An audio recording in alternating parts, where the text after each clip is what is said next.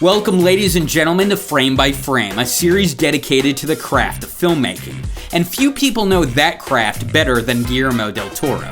From Pan's Labyrinth to Pacific Rim to the Hellboy franchise, he's brought the magic back to genre cinema. And his latest effort, Crimson Peak, is no exception.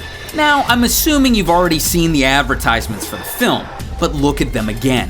What do you notice? Well, I'll tell you what I see. Color. Bright contrast in color. Kinda rare packaging for a horror film, huh? Well, it's no arbitrary choice. Nothing with Del Toro ever is.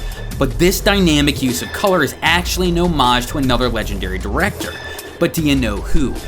Well, I'll give you a hint. He was nicknamed the Master of the Macabre, and his films influenced Crimson Peak in 3 major ways. Which I could tell you right now, but where's the mystery in that? So lock the doors and grab your rosaries, kiddos. I'm gonna tell you the story of the godfather of Italian horror, and how his style haunts the halls of Crimson Peak.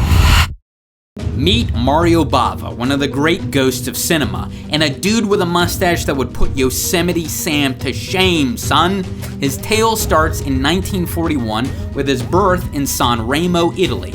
Both a gifted cinematographer and director, Bava made 36 films in his time. Works of note include Black Sunday, Kill Baby Kill, and Blood and Black Lace. Fun fact, Bava also made a film titled Black Sabbath, a name Ozzy Osbourne lifted for his iconic band. Ozzy's idea to piss on the Alamo, however, was all his own brilliant idea. But the Master of the Macabre was an auteur as much as any Kubrick or Wells. So his films have several reoccurring traits. The first and most noticeable was his use of color. He'd paint scenes like these in contrasting hues, pairing, for example, reds with blues or greens with magentas. Now, oftentimes, the reasoning behind Bava's use of color was symbolic. Sickly green tones represented corruption. Deep reds would underline scenes of violence or passion, or passionate violence where a woman was getting her face boiled against something really hot. Which I guess is sexy. Most times, though, Bava used color as a narrative device. It was a signal to the audience that a supernatural event was about to occur. So when the monsters were away, lighting was, by the numbers. But when the spirits stirred, so did the color. And death never looked better. That beauty would not have been possible without a little help, which brings us to the second trademark of Bava's films, the use of sets. Bava used sets because, frankly, they're easier to light. You can hide a lot of 2Ks above a room without a ceiling after all, and if you didn't notice, Bava cared quite a bit about lighting. So sets gave him the flexibility his style required. Plus, you build a set, which allows the crew to increase the scale of the walls or warp the architecture like Bava did here and 100 other times. The result? A world where everything seems just a bit off.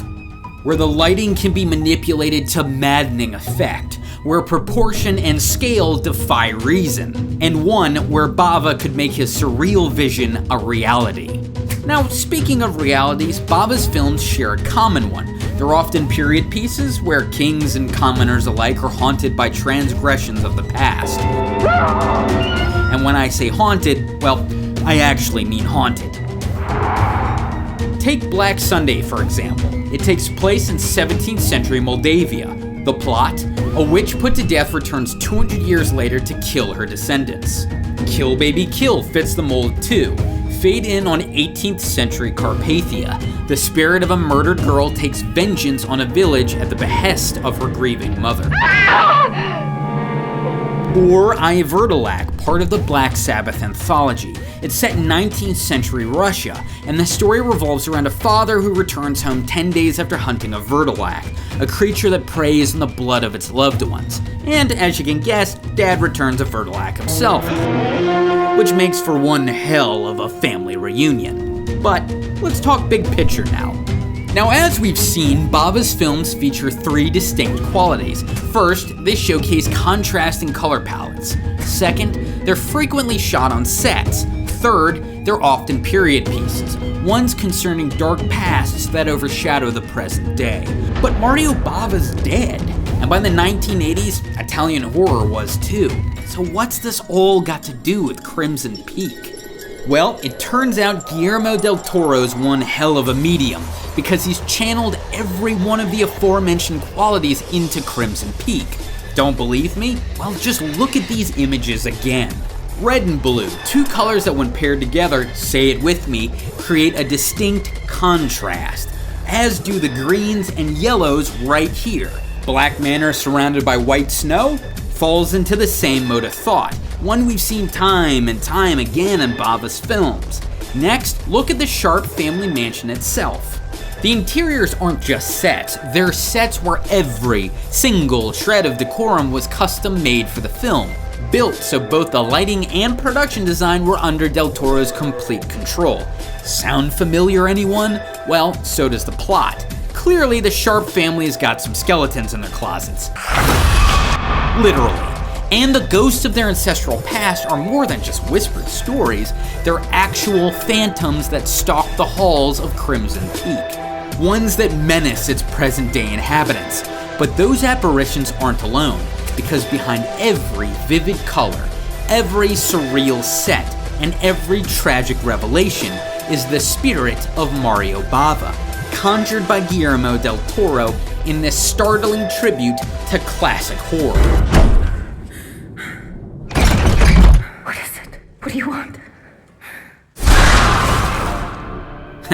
And to think some people say ghost stories aren't true shows what they know. Thank you for watching, ladies and gentlemen, and don't forget to subscribe to this channel, Film Theory, for more fantastic film-related content. And if you want to check out more Frame by Frame, make sure to click the frame to the left to watch my episode on the secret behind Birdman's continuous takes. Or if you'd like to check out a Film Theory episode on 50 Shades of Grey, click the frame to the right. And until next time, my name is Kyle, and this has been Frame by Frame.